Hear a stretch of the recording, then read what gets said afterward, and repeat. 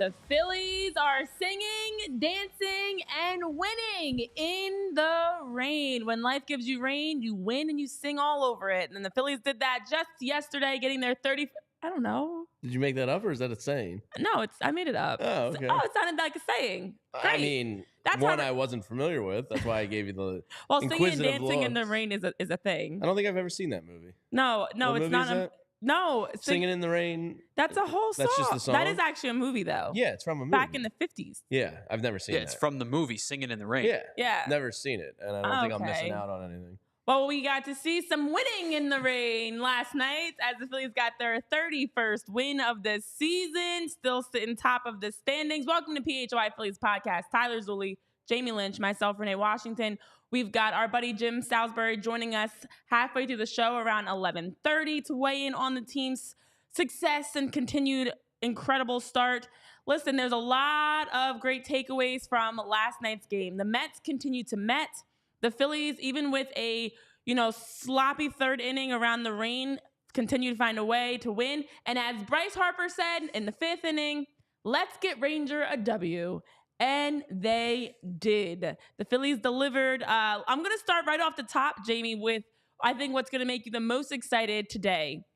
At 8-0, you can start with my with boy. a 1.37 ERA and 58 Ks on the season, a .76 WHIP, and the man, the myth, the legend, Ranger Suarez continues to did not have a great performance all the way through last night. We did see, again, a struggling third inning especially, but Ranger Suarez and the Phillies pull off the win. And with that, there's a lot of records that Ranger has cemented himself with in terms of history. But first things first, your guy. He did his thing. And this goes to the whole Phillies rotation this year. Zach Wheeler, Aaron Nola, even Christopher Sanchez the other night, Taijuan Walker.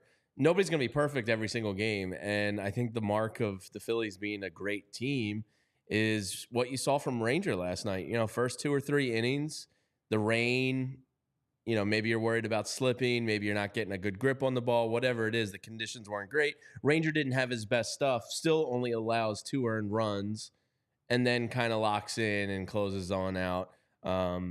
So, even when these pitchers aren't giving you their best nights and their best stuff, they're still battling every single game and keeping the team in it. And when you're playing an unserious franchise like the Mets, if your starting pitcher gives you 2 runs, you should win that game.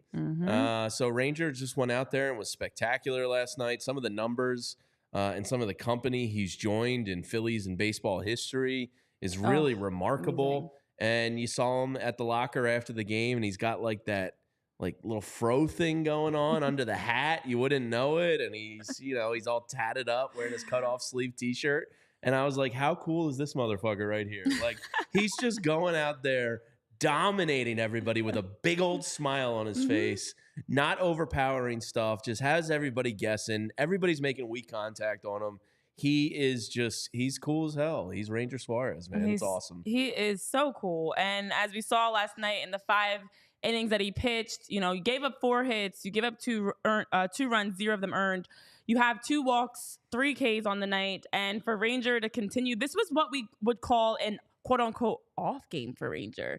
And Ranger, as you mentioned, battled, as we've seen the Phillies pitching staff doing, battled it out, pulled off the win, and also some other wins. Give a shout out to our friends in the chat. We've got Ray Schumacher, who's first in the chat for the day. You did win, Ray. Congratulations to be first today. Chris Lemmer, Provolone John, see my man Chris Miller in there. Kay Raleigh, yep, Chris Miller's in the house. Matthew H, Patrick, Glenn, ironically is saying go Power Ranger. We were just talking about Power Rangers before the show. It's kind of funny that you said that. I think I got to put my foot down and go to bat for a Ranger shirt within the company. I think we should. I think he's at the point now where it's safe. He's been great we need before. Some like Go-Go Power Ranger or something, Mr. Ranger, something-esque. Yeah, I mean, I'll let the creative minds that be handle that one. I wasn't a Power Ranger generation kid, so I don't have any affinity towards that. So, I know, Tyler, you loved the Pink Ranger, didn't you? I was a huge Power Rangers fan in general. Wasn't the Pink Ranger one of your first true loves? Probably. Yeah. Yeah, I mean, I probably had a big crush on her when I was like, 6 and 7 and 8. Yeah, for sure. Yeah. But I mean, I was a diehard Power Rangers fan to the point where like one of my ringtones is still the Power Rangers theme song. Wow. That's what we were talking about. I'm a big believer in like if I were a professional baseball player, that would be my walk-up song. Well, we can't play it because YouTube would shut us down. We get copyright strike. We don't need that. Not over the Power Rangers. No, not in this economy. Yeah. So Go-Go Power Ranger. Yes, I think he's deserving. He needs a shirt. He deserves a shirt. Ironically, as I'm wearing one of our shirts, Defend the Bank, that I have on Where today. can you get that, Renee? You can get this shirt at allphly.com and our locker that we have lots of great merch for you guys to check out at allphly.com. Listen, Ranger, as we talk about, not only a Cy Young front runner, we're not even going to say contender. And K-Red, I'm just over 40. I just missed the Power Rangers. My little sister was into it. Oh, okay. So, I just missed it. It wasn't like but you were like a little bit too old to watch it? I was too cool for the Power Rangers at that point. Wow, I was probably into Inside Stuff and Summer Sanders and Ahmad Rashad phase, probably just phasing out of that. You're such a cool guy. Wow. Yeah, Charles Barkley was my idol, Yeah, classic, Yeah. I was out of the Power Rangers,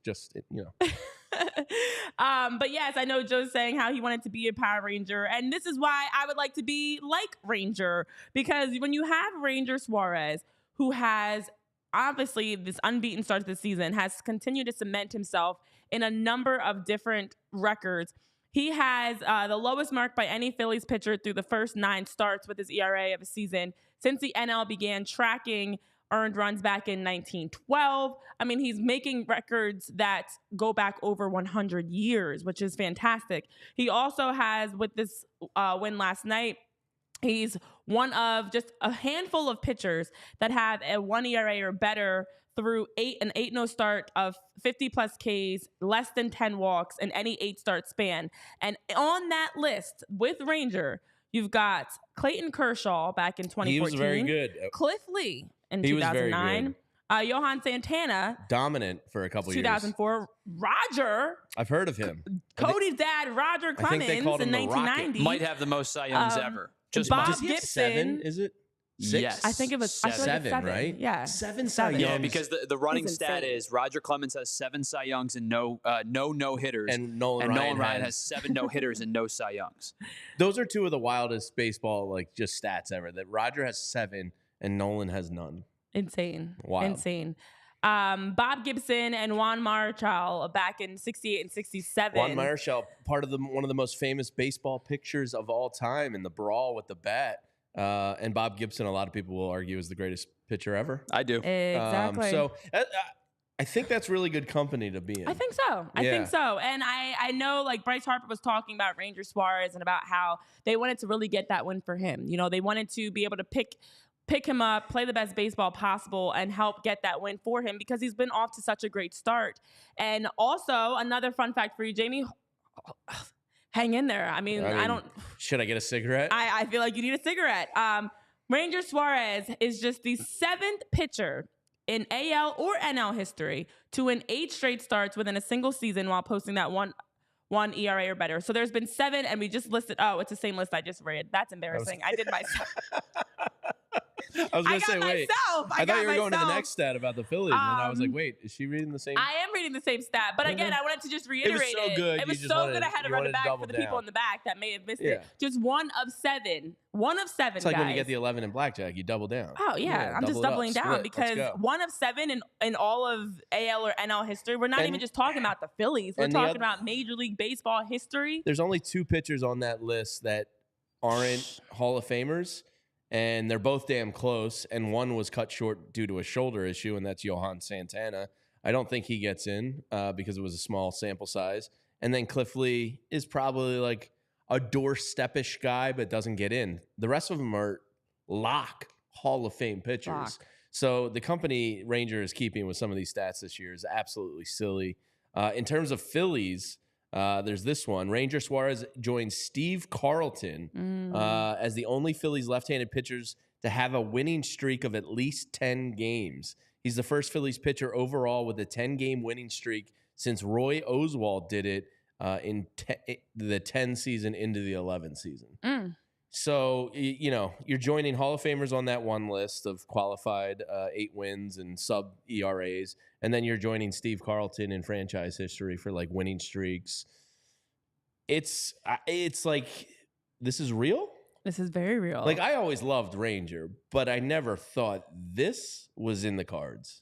Well, that's the thing. Like, even when we were talking before the season began and Ranger was mentioning how he had goals of wanting to pitch over 200 innings, and we talked about him being able to be healthy at the start of the season because obviously last year that's one of the things that's, caused him to start slow.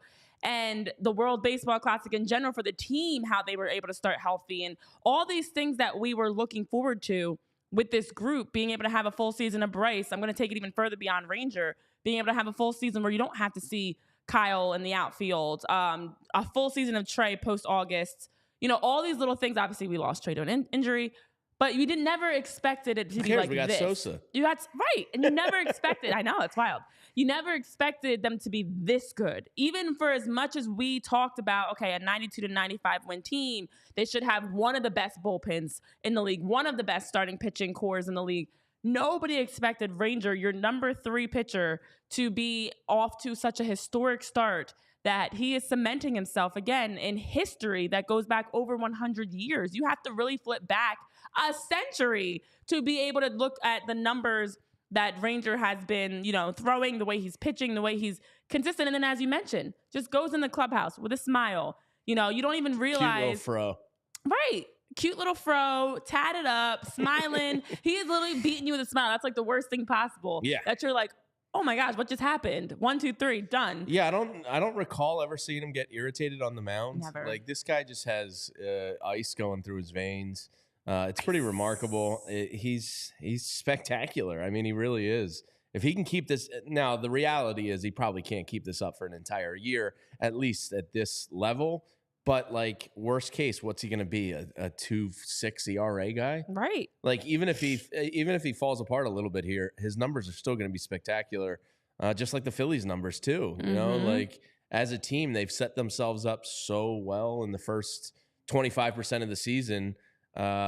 It's really hard to kind of F this up for Ranger, for a lot of these guys. So it's going to be pretty exciting. Tyler has a Johan Santana stat we'll get to in a second. But this was courtesy of Dan Wilson last night, Renee, who works at WIP.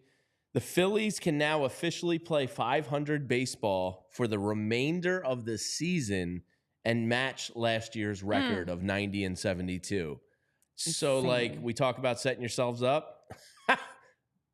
That's ridiculous. They're going to be, in all likelihood here, a 100-win team and probably give the 2011 Phillies a run for franchise best. Yeah. I mean, it's that special of a summer ahead. Again, everyone, we all stressed one of the biggest things we wanted from the Phillies was to have a great start to the season, and they are absolutely doing that and more. And Tyler, you've got a nugget for us. What's your nugget? So, you guys were talking about Johan Santana. Wait, Oz, where are you? Hold on. let me do my job. I'm right here. Right there. Look, right there. I don't even have my hat on today. My hair's a mess. Rocking the Kevin Sullivan hoodie over there. Yeah, it's the only thing the union got going on right now. So you guys were talking about Johan Santana and how dominant he was. How about this for a 5-year stretch from 2004 to 2008? 2 Cy Youngs. Pretty good. Probably, as John Lemmerman points out, probably should have won 3. Finished in the top 5 each of those 5 seasons. 200 innings or more pitched every one of those years. 206 strikeouts or more in every one of those seasons. Whew. And here are his ERAs over the course of those 5 years. 2.61, led the league. 2.87. Sounds like a phone number. 2.77. Led the league, a whopping 3.33. What a scrub. And then the final year of this 5-year run, led the league with the Mets, a 2.53 ERA. True. Unbelievable run from Johan Santana. A shoulder injury took him out. And anytime I hear shoulder and pitcher, I always think of Johan Santana because, I mean, that is Hall of Fame worthy. It's just, he got cut short by an injury there, and that sucks. You never like to see that. No, and that is very that's fortunate. I know I just want to give some love to the people in the chats as we're rolling through, because yes, you guys are talking about your first crushes of Topanga and Kimberly, the I pink was a Power Kelly Ranger. Kapowski man. And oh wow. Okay. Kelly Kapowski was my first. Topanga was up there, like second or third, probably. Yeah, listen. Kelly Kapowski's still like the love of my heart. She's got a cooking channel now on Instagram. Does she? Yeah, her and her husband. You're of course still following. Of course. Naturally. You don't quit love, Renee. No, of course not. And I know you guys are talking about Johan's, career as well. John Lemmerman's talking about, as well as just, some other thoughts. We will get into more. But yes, Johan, as Chris Miller saying, one of the most underrated pitchers all time. No and doubt. the changeup was nasty. And John Lemmerman's bringing up Taijuan Walker. We'll get there. We'll get to Yo-Ro. We'll get to Taiwan. We'll get to some other things from around the game last night, because it was a great chance to, again, see the Phillies be able to grind out a win and find a chance to continue to, tack on to what's been a remarkable start to the season. Because, one thing we know for sure, the weather might be inconsistent, and we get rainy days, cold days, sunny days. There might be some more tough days than others. But when it's game time, the Phillies are always ready. And you guys can too be ready with the GameTime app. So the GameTime app, when you download it today, you get an opportunity to get some great seats that you can get at a low price. Lowest price guaranteed, allows you to see your seats, where they're going to be located in the ballpark, at the concert, at the comedy show, at that game, and also just making it a lot simpler for you to be able to buy tickets for any event, whether it's a game you're going to, that comedy show, that concert, whatever it may be. The GameTime app always has you covered. They do a tremendous job of also alerting you when you have tickets that have just dropped in your area, so you can see the latest tickets, the prices, the deals that you can take advantage of with the GameTime app. And as we are well underway into the Major League Baseball season and continuing to, be excited about the Phillies on their 31-win start to the season, you can also take advantage of being able to use the GameTime app to get those ticket deals to get out to the ballpark. Because with the GameTime app, you browse through it, you can use that as an opportunity to find some great tickets and make sure that you're taking the stress out of buying tickets. The games, when it comes to the Phillies, not stressful these days, knock on wood. Let's hope that continues. And also with the GameTime app, also don't have to worry about the stress of finding those last-minute deals. So take the guesswork out of buying tickets with the GameTime app. Download the GameTime app to get your MLB tickets today. Create an account and use that code PHLY, which gets you $20 off your first purchase. Terms do apply, but again, create that account, use that code PHLY, be able to find some great seats. And with that code, you get $20 off, so you're now saving even more money. As you download the GameTime app today, those last-minute tickets get you the lowest price guaranteed. Yes, and let me tell you about the housing market, because it's springtime, and we've got somebody you want in your corner. If you're looking now, if you're looking down the road, it doesn't really matter. But Mortgage CS stands for Mortgage Concierge Service, and you want these guys in your corner. Hell, I even sent my own sister to them. Because she's approaching the market, and the market is intense right now, and inventory is low, and it's competitive out there. So what you want are people in your corner that are going to help educate and empower you through this process, because the mortgage process can suck. There's a lot of paperwork. There's a lot of digging up of finances and credit and all that, and the market is ultra competitive.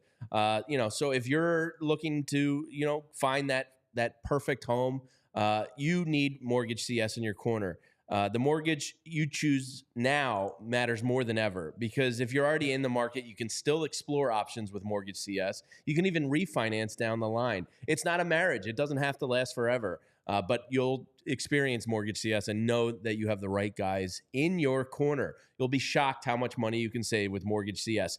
They're an independent mortgage broker right here in the Philadelphia area. That means they're not going to steer you to, whatever big, mortgage house or broker, that they think they should. They're going to get you the best rates because they choose who they work with. They work for you and not the banks. Ben and Alec at Mortgage CS ensure you're going to have a rock solid pre-approval and take the time to explore anything you want Really? They do that? Yes. They'll do whatever you want because they work for you. The real estate market is competitive, so you can rely on Mortgage CS to help understand where you are so you can be flexible to move or buy on a home without taking unnecessary risks. In the end, you're going to be so happy that you texted Ben. His number's right there on the screen for you podcast listeners. It's 267-391-7425.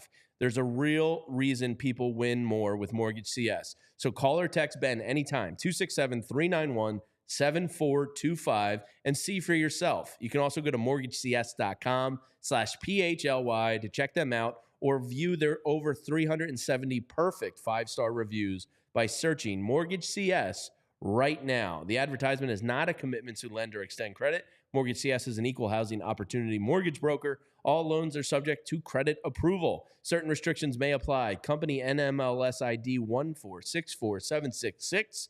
Visit mortgagecs.com for more information. All right. I know you guys are in the chat trying to figure out, there's a lot going on right now. Whoa. One is that we need a shirt that says, you don't quit on love, Renee, for PHLY. Yeah, you don't quit on love. It's a great shirt. And then also, we're still talking about TV crushes, and K-Red is curious who my TV crush was. And you guys are trying to figure it out. It was not JTT. JTT. I think the weird thing Tiger Beat magazine? No, he. My sister got all that crap. I would say it was Fresh Prince. I loved Will Smith in Fresh Prince days. Who did? But he was, he was like the cool, handsome, old, like good-looking older guy. I didn't really have a lot. What? I know, it's so weird. Every kid is required to have a crush. Like there were people I wanted to be like I wanted to be the pink Power Ranger because I was like, oh, she's so pretty. But I never had, like, when I look at Boy Meets World, Home Improvement, Fresh Prince, obviously like Family Matters. Who was it? Like Steve Urkel? Stefan, but Stefan was not that good looking to me. He was kind of like a corny fake good looking. What about I guess I always was Eddie picky, Winslow? even as a kid. As the older right? brother? Like, when you really think about it, you guys had it. You had a lot cuter. Although I guess Saved by the Bell was like Saved 3 by the for Bell. 3. I was gonna say Saved by the Lisa Bell. Turtle, Definitely. Jesse Spano, Kelly Kapowski. Yeah, What up? That's weird because now that I think about it, I didn't have a lot of childhood, because mine were more like Usher. Oh, had a huge crush on Usher. Definitely on B2K and Omarion. Everybody in B2K. So mine was more musicians versus like TV actors that I had. Okay, now that I'm thinking about it, interesting. All right, so some other interesting things from last night, though. As you guys got me now thinking about my 90s days and childhood days. There was a lot of cartoons. Who was I going to have a crush on? Like SpongeBob and Johnny Bravo? Maybe. Like Recess? I mean, we don't kink shame in 2024. Some people are into animation.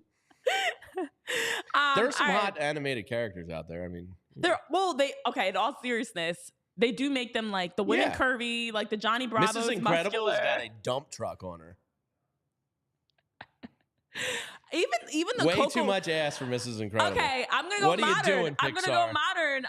With Coco Melon, they be giving like. Oh, Miss Rachel's got a dump truck on her too. Miss Appleberry. Oh, Miss Applebottom. I call her.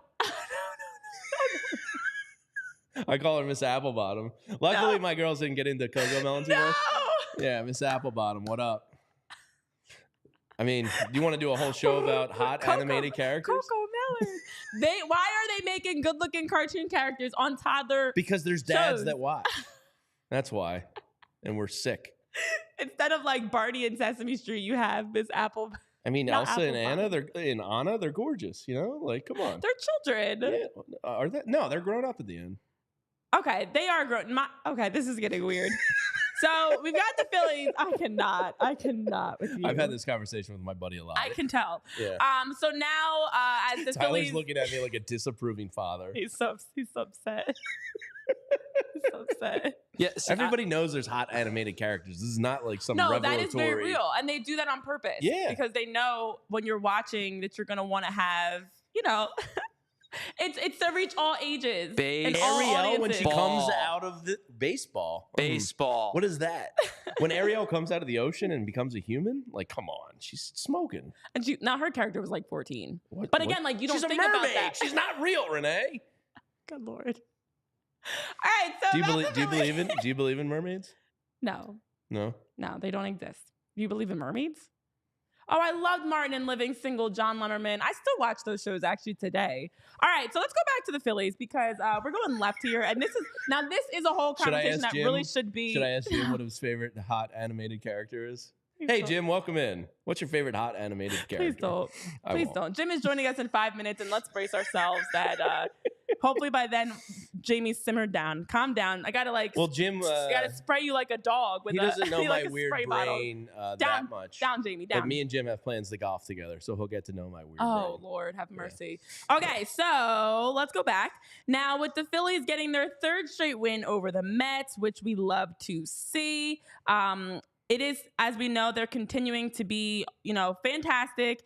People are continuing to complain about the schedule. And as Matt Gell pointed out, the sixth best record in the NL right now is a .478 winning percentage. So there's not a lot of winning teams right now at all. But the Phillies are one of them. And a big part of that is in thanks to every game, somebody different stepping up. Last night, Bryce Harper breaks through for his 10th home run on the season. He's got 32 RBIs. And with bases loaded this season, Bryce's numbers, a 3.300 OPS. He's 3 for 4 with 2 home runs, 1 double, 1 walk, 11 RBIs with bases loaded this season. We know earlier, or I guess actually the end of last week, Paul Casella also pointed out, who does a great job, pointing out that Bryce Harper did become the first Phillies player with 3 or more home runs and 10 or more RBIs in a 3-game span since 2019, when Bryce Harper did it then and had 4 home runs, 10 RBIs in 3 games. That was in August of 2019, between August 14th to the 16th. He's breaking his own records, and also he has been quieter. We haven't seen full-on Bryce yet. We still don't even feel like he's, playing at the level that we expect.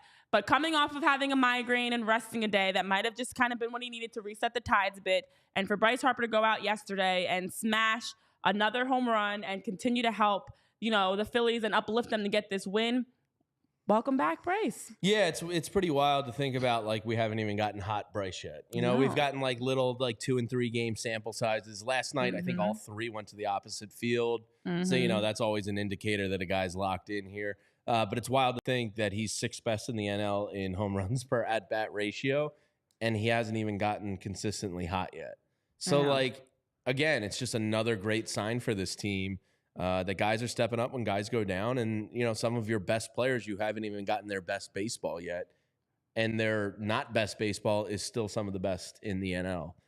So Bryce Harper's, again, just he's incredible. And a hot streak is going to come from him where it's sustained over 2 or 3 weeks. And if that links up with, say, Kyle Schwarber's month of June, which on the back of his baseball card tells you is going to come. Oh, yeah. the Phillies are already kind of blowing a lot of teams out.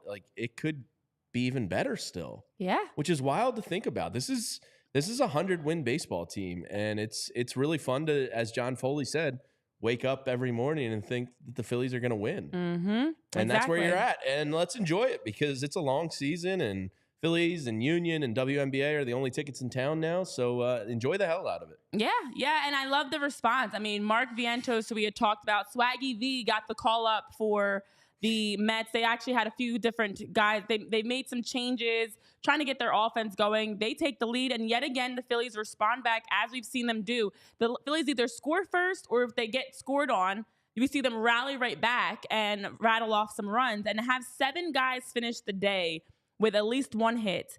You have 10 hits total as a team in the 10 runs scored, 9 RBIs, and it was Bryce that was the biggest offensively, but we saw JT, we saw Kyle, we saw them get RBIs, we saw Edmundo Sosa, Christian Pache, Yoro. The scoring is coming throughout the batting order, all different guys, and honestly, I'm gonna ask, I'm curious to know Jim Staunton as well, but I look at a game like yesterday, and there's not really anybody I can point to that played bad. So Anthony even was a 1, 2, 3. I have one. Don't.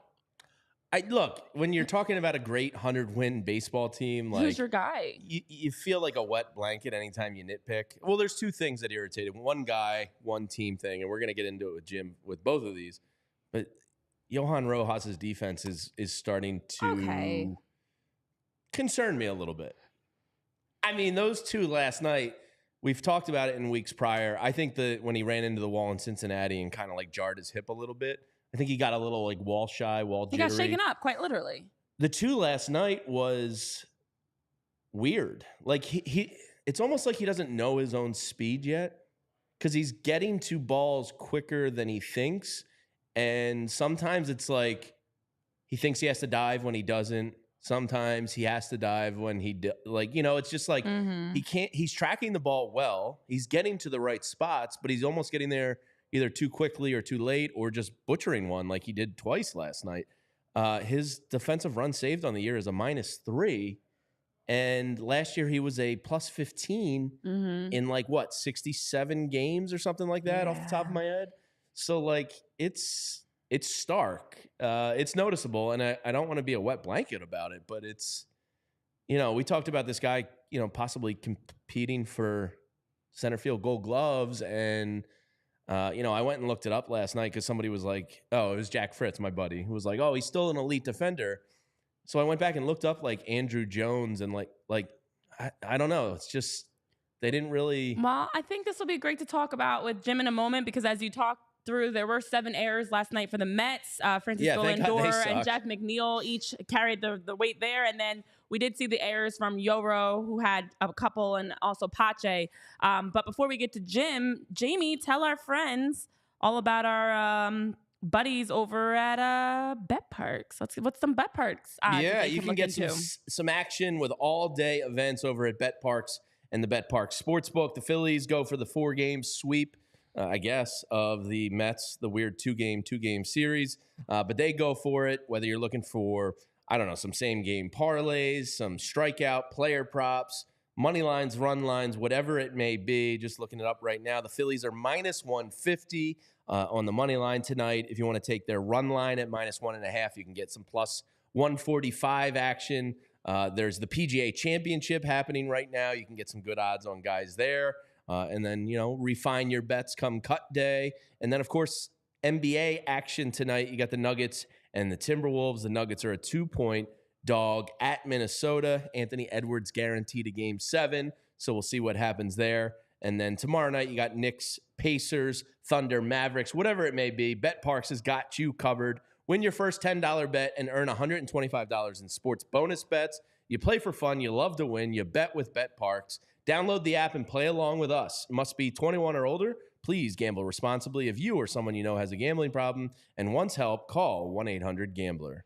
And you can also get help with our buddies over at Ollipop, the world's first functional soda with a classic soda taste that provides you all the benefits of plant-based fiber, prebiotics, and other botanical ingredients to support your digestive health. As we're talking about, it's important to be solid, be consistent, be steady, right down the middle. And that includes with your gut health also. You want to make sure that you're taking care of your body. And with Ollipop, they've got a new kind of soda. They're a new kind of soda, I should say, that has 2 to 5 grams of sugar per can and 9 grams of fiber per can. So they're providing you the opportunity to tackle any digestive health issues. 2 out of every 3 Americans are dealing with some gut health issues. 95% are not getting the recommended fiber that they should. So to increase that intake and make sure that you're being healthy, but also drinking refreshing, flavorful soda over at Ollipop, you can check them out today. They've got all types of flavors for you. Root beer.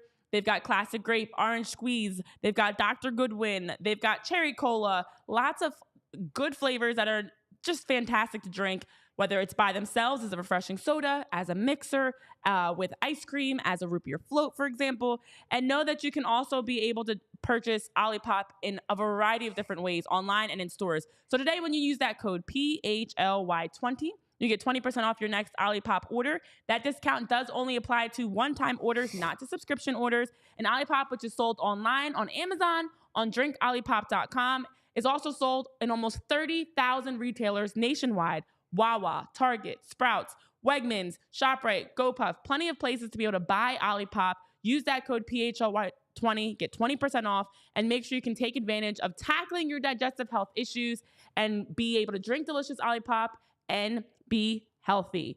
All right, well, as we're talking about the issues around Yoro, because there are very minor things that, when you look at how the Phillies are playing, it's minor things that you're noticing that could be better? I know in the chat you guys are mentioning Yoro, Brandon Marsh, different comments. He's too Soto. fast for his own good. So let's bring in Jim Salsbury to get his thoughts on all this, because it is time for our usual updates, our Thursday updates with Jim. Jim, welcome in. We're talking through after a fantastic win yesterday. There's not a lot of negatives to take from the Phillies. They're obviously a rainy, sloppy game at times on both sides. And one of those players that we saw have some errors, Johan Rojas. Yoho struggled. I know you can look at both of those and maybe the second one worse than the first, but consistently, have you noticed any issues or maybe dips in how Yoro has been playing at center field? He's fast, he's aggressive, and sometimes maybe too fast. What are your thoughts on Yoro's play at center field? Yeah, first of all, I thought last night was a sloppy game all the way around. I just thought the Mets were a lot sloppier than the Phillies. The Phillies made mistakes in the field on the bases. Even Suarez wasn't as sharp as he has been, though he has set an incredibly high bar, and he's still delivered. I think the Phillies played over some mistakes last night, and the Mets certainly made a lot more mistakes. It was kind of, as I was watching that game, it struck me. We've talked a lot about how the Phillies have just, beaten up on bad teams. And, I've always been a guy that says you can only play one team that night. They really haven't been tested, a lot of sub 500 teams. But boy, I thought last night the Mets were really, really a lousy looking ball club. Anyway, Johan Rojas. Yeah, I mean, I think it really jumped out at you last night because it was the first play of the game, right? He drops the ball. I thought there was a little nonchalance there. Then he dropped another one. I know last homestand, there were two balls to center field that I think he overran them. He got to them. He's a burner. He can get to anything. His roots are pretty good. I just think, sometimes he needs to work on securing the ball. And that's something that, veteran infielders work on every day. It's something that Alec Bohm works on every day at third base, securing the ball. Nothing happens unless you secure the ball. And, I look at Johan Rojas as a really gifted athlete, gifted defender, who's going to be a good defender, probably going to be a well above average defender. But, he's still a work in progress. He's not just a work in progress offensively. He's a work in progress defensively. He's going to have tough nights. And last night he had a tough night. In a lot of ways, I think last night's two drops, to me, they're a learning experience. They're an opportunity to teach, because you learn so much in sports and in this game from failure. It's how you bounce back from failure. So I think, Paco Figueroa, their outfield coach, has done a great job with Castellanos, and he's done a very good job with all their outfielders, including Rojas. I think he'll go to work on that and use it as a teaching moment and use it as an opportunity to help Johan Rojas play better and be a better defender. Like I said, there's so many great tools. He gets to everything. Now it's just about securing everything. And we've seen a lot of it. He does it quite often, but, there's been a few times lately where he hasn't. I am in no way, shape, or form alarmed. I think it's part of the growth process. And, I do think it jumps out at you, though, because it's in the middle of the diamond.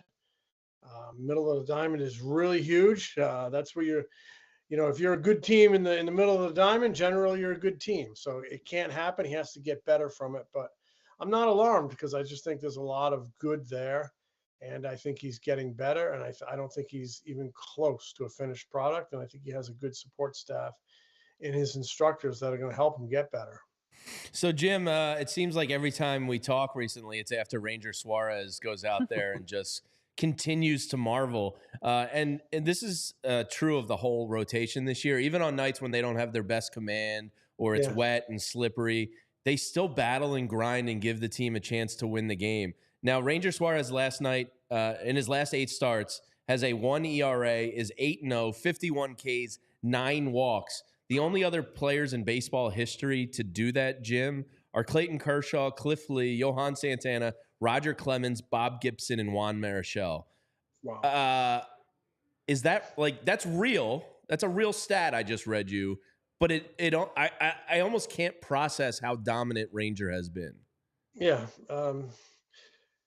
Yeah, because it's just been off the charts type of domination. You mentioned Marshall, Gibson, Clemens. I mean, Cliff Lee in his peak years was great. Clayton Kershaw is going to the Hall of Fame. Who else is on there? The best Santana. 5-year runs of any pitcher in baseball, like Yeah. So yeah, they're great names, and what jumps out at me is the walks. 9 starts, and this guy is giving you innings. I mean, he's just pinpoint. 10 walks total. He hasn't walked more than 2 in a game. He's there comes we've kind of talked about this before. There comes a point in a player's career, a gifted player, when talent and good health and experience and believing you can do it all come together. And that's what we're seeing in this guy. He's having a terrific season. Um, I don't know if this peak wave is going to last, but I expect him to be really good all year. I expect him to be really good. And I'll be the first to tell you, I was a little worried last night when that mound was getting slick, because wet mounds and wet fields are the enemy of throwing athletes, whether you're a quarterback, shortstop, catcher, and especially a pitcher. They are the enemy, because you rip a groin muscle on your push side and you are histoire, history, for a while. So I was a little worried seeing him on that slick surface. I was even thinking, would I let him even be out there? So thank goodness he made it through. I mean, I'm sure, had a handle on how wet the mound was. It maybe looked worse from my vantage point, but it worked out good, and he's a great one. And the entire starting rotation has been terrific. When you have good starting pitching, you got a chance every night. And that's what we're seeing in this team. They also have a good offense. When you have good starting pitching and a good offense, boom, you can do special things.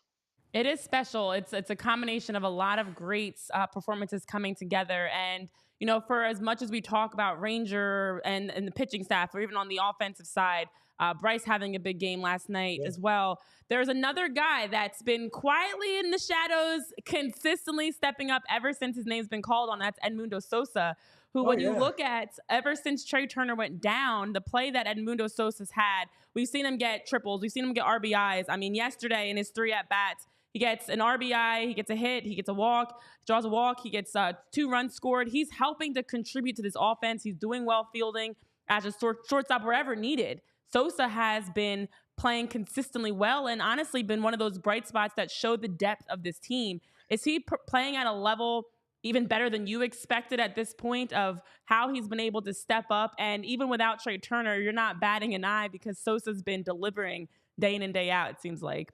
Yeah, the proof is in the wins and losses. Again, middle of the diamond player, middle of the diamond position. It's so important to the success of a team. And yeah, frankly, I thought when Turner went down, they would let Sosa play a little bit because he's been over there, and start working Stott in over there with Whit Merrifield at second base. I thought that would be their kind of the main lineup they would trot out with, sprinkling in Sosa here and there, maybe against the lefty. But he's played the bulk of the time. I think he's been on base 10 straight games. He's getting his 1 or 2 hits a night, getting big hits, driving in runs, playing well defensively, taking some walks, which is something that he usually doesn't do.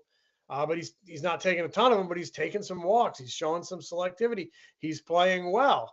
And Rob Thompson is rewarding him with playing time, because the object is to win games. And right now he's giving you a great chance to win games, and he's doing that. So he's been terrific. But yeah, I think he's produced more than I expected offensively, and hats off to him. He's earned this extended playing time. They face a lefty again tonight, Thursday. And I expect him to be right back out there. So Jim, one thing that I don't know if it will or can change, But the Phillies on the base paths kind of remind me of like a beer league men's softball team where they're Not that bad. Come on. No, I mean that endearingly. Come on, because- really? This is a because major league team. Because when I played in our beer league team, we always wanted the other team to make the play. So like they force the hand. They go hard. Like Nick Castellanos last night, JT running through it. I'm joking with the beer league comparison, but they are an aggressive team on the pass. Kyle Schwarber getting picked off at second a couple nights ago. Like there's some really dumb mistakes they make on the base pass. There's no denying that. Is this who they are, or do you think that's something that can improve? Because it's who they are, I accept it, and I won't complain the rest of the year. No. There's just a little bit of a difference between a men's beer league softball and major league baseball player. Just a little one. That's just my personal point of view. Look, I understand your point. They've run into a lot of outs on the bases. They did so at times last year. There were little pockets. There's reasons for it. Concentration or trying to do too much, trying to be overly aggressive. Not knowing the strengths of what your opponent does well. Can it improve? Absolutely, it can improve. One of their base running mistakes last night was a mix-up with Schwarber and Real Muto, with Dusty waving, holding one and waving the other. Hey, stuff happens. But, yeah, you can't get picked off bases. It's got to improve, and it can improve because every one of these guys are major league players who played for a long time. And, dumb base running kills rallies. And you do it at the wrong time, and it can really undo, if doing the postseason, it can undo a series. It can change a series on a base running mistake. So on that, Jim, you would know this. Like when they work on it, is that film room work? Is that, because they don't really practice per se a ton. Like, how do they work on something like that? Well, I guess they work on it a lot in spring training, and they will have refresher sessions during the season, long before the gates even open at the ballpark. And there will be film work. For instance, that pickoff on Schwarber the other day, up at Citi Field, that was a set play that the Mets ran, and it was good play. They pulled it off. And something like that, you can employ film study to pick up a tendency, to know that they might be bringing that at a certain time in the game with certain personnel on the field. So it's kind of a combination of field work, of film work, of talking about it, of concentrating, and learning from failure, learning from mistake. Don't let it happen twice, because sharp teams, championship caliber teams, play well defensively and they run the bases well. You make that play in the field that other teams don't make. It might be a hit, it might not be an error, but a really good team gets to that ball, doesn't let it hit the grass. They can make that play. A really good team will not make that base running mistake. A really good team will move up when they should on the bases, will take the extra base. A really good team knows how to run the bases technically in terms of the way you turn on the base, sharp turns, quick turns, not going way off out of the baseline. Kind of your old geometry course about the shortest distance between 2 points is a straight line. So you want to, on the bases, strive for that. But yeah, they've run into a lot of out. It has to be addressed, and I'm sure it is being addressed, because when you run into outs on the bases and when you play sloppy on defense, it can make a coaching staff look bad. It can make a manager look bad. They don't want to look bad. They want to win ball games. They will address it. Yeah, and something that we have seen addressed has been the overall plate approach. I mean, the patience. We've seen the Phillies do a better job of, drawing walks. We saw that in the game on Tuesday. That would have been third inning. You scored 2 runs in one hit, with just one hit in the inning, because you're drawing walks. Of course, Bohm gets hit by a pitcher. Yesterday, again, same thing against Joey Lucchesi, who had just 4 1/3 innings pitched, and you got after him. You're getting pitchers deep in the pitch count early. You're attacking them, but also just being patient. The chase rate, the swing rate, all of that is improving. So overall, even bunting from the Phillies we've been seeing. What are your thoughts on how they have been progressing at the plates where it's not just home run or bust at this point. And I think that's something we've seen a lot in the past. Now we're seeing them scoring in a number of ways and just being more patient overall to see what the game dictates and being able to, respond accordingly.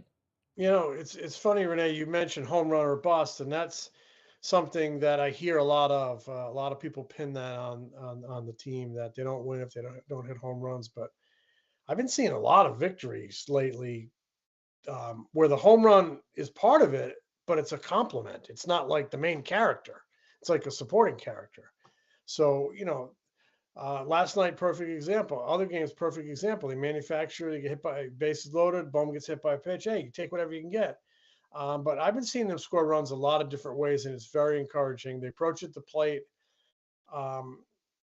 is with the eyeballs and with statistics. It's better this year, and hats off to them. They did some shuffling with their hitting coaches, and they stressed the heck out of it in spring training. Don't chase. I mean, obviously, they were eliminated from the NLCS last year by having two terrible offensive games, game 6 and 7, where they chased a lot of pitches, struck out a lot, didn't put the ball in play, just didn't hit. So it kind of stayed with everybody like a big bruise all winter long. But the fact of the matter is they had games like that all season, and they're probably still going through. There's times when they swing and miss. There's times when they chase. There's times when they just look they don't look real good offensively. Runners on scoring position, things like that. They have just minimized those games. We haven't seen many of them, and they have really cut down on their chase. They stressed it a lot in spring training, and I really wondered if they could bring it down, because sometimes the leopard, doesn't change his spots. The player gets to this level, he kind of is what he is. He's a free swinger, this, that. The other thing, you look at a guy like Stott, he's improved his walk rate really nicely. So he's getting better. So, but up and down the lineup, they're getting better. So we're not even at a third of the season yet. We're at like a little over a quarter. So it's not nearly a complete sample size, but it's a good size sample size, and they're clearly moving in the right direction to improve what they saw as a weakness last year, and what was a weakness, really moving in the right direction toward improving that and being more of a complete offense. Definitely. Well, thank you, Jim, for taking time to join us. As always, we appreciate you weighing in on how the Phillies are doing, and it feels like another day of us talking about how great the Phillies have been, but also in all seriousness, how they're making those adjustments and progressions that are needed. So fantastic work. Yeah. Always fun to watch all that you're doing around the coverage of the team, and just thank you again. Yeah, well, my pleasure. Tonight they go for a 4-game sweep of the Mets, a home and home. That'll be a real accomplishment. Oh, yeah. And then we're finally going to see on Monday or Tuesday, I guess it is, a team that's over 500 in the Texas Rangers. Yeah. So that'll be a little interesting little test for the local 9. But, first things first, you got a big one against the Mets. You got a lefty in Quintana who knows how to pitch, veteran, crafty. And then you got the Washington Nationals, who I think are probably better than a lot of people thought. Yeah, pesky. Playing hard. Yeah. Mm-hmm. So should be a fun few days, right? Yeah, it should be good. Definitely. And Chase Utley doing the ceremonial first catch tonight. So Chase Utley, I heard he was a good player. Yeah, he wasn't bad. All right, you playing golf today, Jamie? No, but tomorrow I think I'm getting out. And we will get out very soon, Jim. I promise. Okay. I just got to get my wife this summer out of the school system and into my summer. And then the golf schedule really opens up. All right. Well, hit them straight and hit them far and have fun. Great talking to you guys. Thanks, Jim. Have a great weekend, Jim. buddy. See ya. Well, as Jim was talking about some nuggets of information for the month of May for Edmundo Sosa specifically, since Trey Turner went down early May, Edmundo Sosa's had 32 at-bats, scored 10 runs, had 10 hits, a pair of doubles, a pair of triples, and also has had 6 RBIs and 6 walks. Yoro, who we've talked about, has also obviously dipped, but I do think, exactly as Jim is mentioning, these are fixable things. It's great to be able to take back to work on. He's got to manage his speed and his aggression with being able to secure the ball. Yeah, he's too fast. Exactly. Then I also see a non-Phillies guy, as of now at least, that's been brought in the chat, on my fantasy team. Who started talking about my fantasy team? Tyler, Pitching arm. And you can restart the counter again. yeah, but you guys started this. That's not fair. Jojo Romero's on my team. And I know you guys were asking how well, talk about how well he's been doing this season. I forgot who Sosa was had for. Romero so I looked it up, and it was Jojo Romero. And this is another odd case of both teams winning the trade. Sosa's been great here, and Jojo Romero's numbers are ridiculous this year. He has almost a full WAR. He's at 0.9. His ERA is 1.27 in almost 22 innings. His strikeouts are 23 and 21 in the third innings, and his whip is 0.65. So Jojo Romero has been really good for the Cardinals. Well, thanks for talking about my team. I didn't have to do it. I appreciate that. Yeah, well, so it's not one. I'm actually not talking about your team. I'm talking about crazy? Jojo Romero. In the other league that I'm in, he's also on my team, but I didn't bring it up because no one cares. Yes. Well, the thing is, you guys were asking about, how much.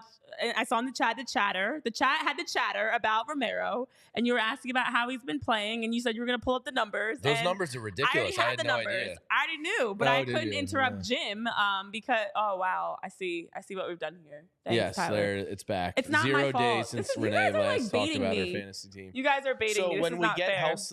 Helsley from the Cardinals in a trade at the trade deadline, maybe just throw Jojo Romero in and bring him back home. Yeah. Sounds like just a plan. bolster the bullpen. Imagine if you got those two. You'd have the best bullpen in baseball, the best rotation in baseball, and a top 5 lineup in baseball. That says that you should win a World Series. So that's a recipe for success. But Jojo Romero, I had no idea. Good for him. Oh yeah, I know. See, learn something new every day, guys. You're welcome. But tonight we do get the starts of Jose Quintana going up against Taijuan Walker. You've got Jose, who comes in with a 5.44 ERA overall, a 1.4 record. He has given up 19 hits. He's got 8 strikeouts for walks. And Taijuan, who we get to see again, take the mound with a 4.82 ERA in his return back from, rehabbing and everything, and a 3-0 start, and another chance to see what Taijuan can do on the mound. We did get to see Spencer Turnbull again yesterday. He's been as good, a reliever. Taijuan. Just don't let him go that late in the games. Like Correct. You're getting the opposite of last year, where he sucked in the first inning and then would kind of stabilize and right the ship. Now you're getting good Taijuan until late, and then he sucks. So maybe just don't. If he's got a good game going and he's through 6 innings, get your bullpen some work and just pull him. Yes. MBDBDB, I've had a very important comment in the chat mentioning how, for clarity, Romero is not on his fantasy league team. Thank you for that, because I was curious. But I am curious to know what you guys think. Patrick Glenn dropped his prediction for the night. You have the Phillies being able to win tonight 6-4. Keith, you're saying 6 innings pitch max for Taijuan. Yes, I think this is another night. I predicted Joey Fuego was going to be Joey Frio and pulled after 4. It was 4 1/3 innings. So, I was correct there. I'll take that pat on the back for myself. What do you guys predict for tonight? Drop it in the chat. While we are wrapping up, one thing I wanted to hit on that's some other Phillies updates, because it's great to see Phillies getting recognized across the league. Kyle Schwarber. So Major League Baseball has dropped another fun stat for us, because we love to be able to break down all the little logistics of the game. And one that they've been talking about, bat speed. And if you're curious as to why they've been talking about bat speed, as Sarah Langs pointed out, it's because your bat speed does correlate to your batting average, your slugging percentage, a lot of metrics that hit ball hard, predicts. Ball go far. Exactly. So Kyle Schwarber, with those compact, powerful swings that he's got, the swings of Schwarber, has been listed as one of the top bat speeds across Major League Baseball. How high up is he, guys? Did you see it? I did not see it. You want to guess on a top? I've got the top 14 here. You have the top 14. Okay. So I'm going to guess he's in the top 14. Good start. I'm going to say he's 6th. Okay. Tyler? I will go he is 8th. I want to say 4th, but I'm going to go with 6th. That was 4th, right? Friends in the chat, what do you think? Number 14, out with a meniscus injury, Mike Trout. We've got number 13, and Mike Trout starts us off at 75.7 speed. Jesus Sanchez, Wilson Contreras, another one. That's He's good. His swing speed's going to be 0 for the next couple of weeks. Injured after that. Or no, I'm sorry. That's the other Contreras. It's no. Isn't it? No. Yeah. Wait. Is Wilson the one that broke St. his arm? Louis? Yeah, Wilson Contreras is the Cardinals catcher. Yeah. Yeah. His swing speed's going to be 0 for a He's while. the one that got hurt. He's got a broken forearm. So his swing speed has decreased tremendously. Yordan Alvarez That's sitting at not a number surprise. 11. Number 10, Juan Soto. Not a surprise. Number 9, Julio Rodriguez. I'm going to speed this up a bit.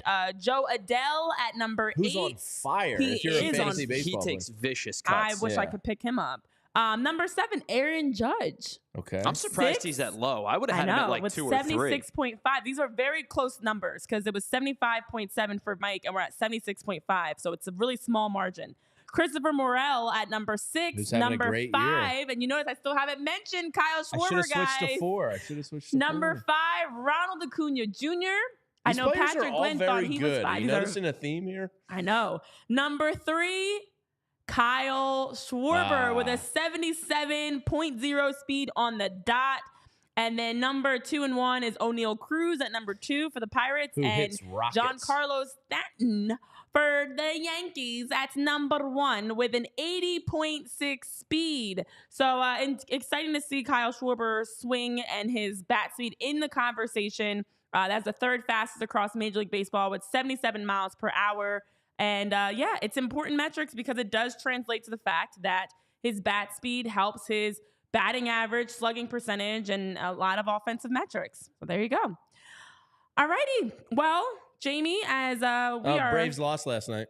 I was going to say, as we're wrapping up, I know you had to give your last, we're not only giving the Mets, we're not only jabbing them because 3-game lead in the NL East. This is pretty cool. Thank you, Braves, for losing. Thank you, Mets, for not being a serious franchise. And I think the Phillies are going to win today. I think they're going to 4-game sweep the Mets.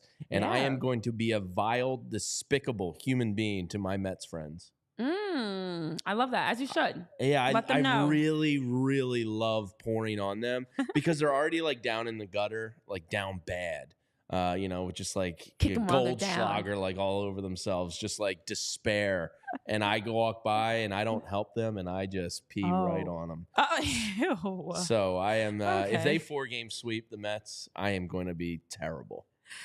Well, Some of my best friends, though, the fact that the sports. Mets, yay, best friends, I love you guys. The fact that they had Joey Fuego, Lucchese, Mark Vientos have to drive 4 hours in an Uber XL to get to Philly yesterday to lose.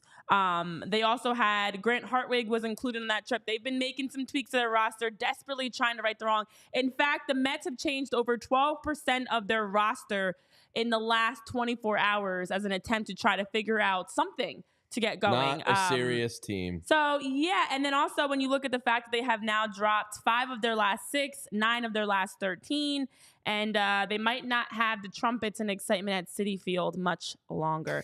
So let's hope today is another chance for the Phillies to get yet another series sweep. And speaking of them being an unserious franchise, Steve Cohen had a tweet yesterday and that he quickly deleted because I think he realized how this guy, sometimes the smartest people or the richest people are not the smartest people. Like, this guy has spent an astronomical amount of money, and it's been an utter failure in his first 2 years. And then yesterday he tweets at a national reporter basically saying, well, we can't do anything until we blow it up at the trade deadline. And then quickly deletes it. But Steve, being the boomer that he is, doesn't realize the internet is forever and receipts last.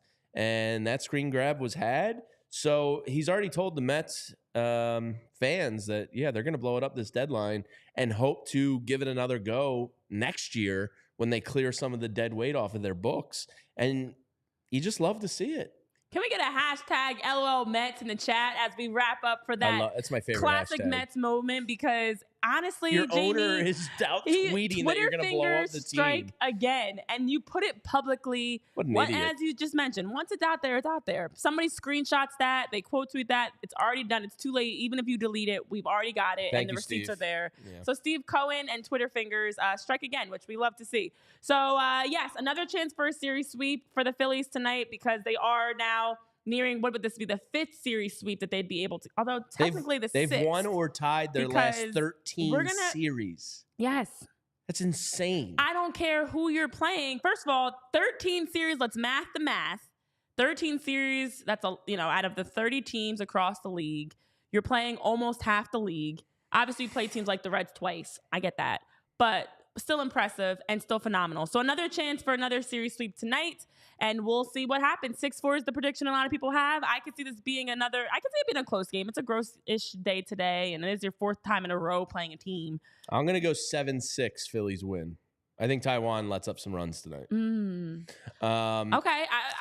Tyler, do you have a prediction as we go? I think this is going to be a bad game today. I think both of these pitchers may be primed to get hit around a little bit. I think whoever wins I like this the game, over. I tend to agree. I think whoever wins this game is going to walk out of this with like an ugly, not quality start type of win. I completely agree. And quite frankly, I could 100% see this being one of those games where the winner is, a bullpen arm, for either side, and the loser is a bullpen arm. You know what I mean? Strom gets the win, and Adrian Hauser takes the. I don't think Adrian Hauser will pitch tonight, but you get my point. I think that this is going to be a pretty ugly game today. I don't have a score, but I think the winner is going to walk out. Do it, coward. So listen, if they're going to pull a score out of your ass, all right, let's go. I think if they're going to lose a game today, would be the game they lose. Okay. I don't know. What's the score?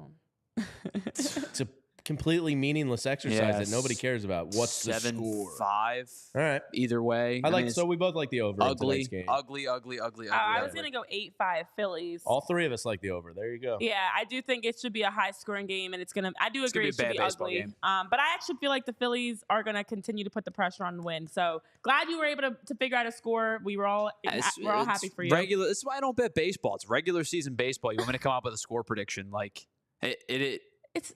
it's a Thursday in crap weather. Everything, Tyler. I mean, it means a win or a loss. This is so important.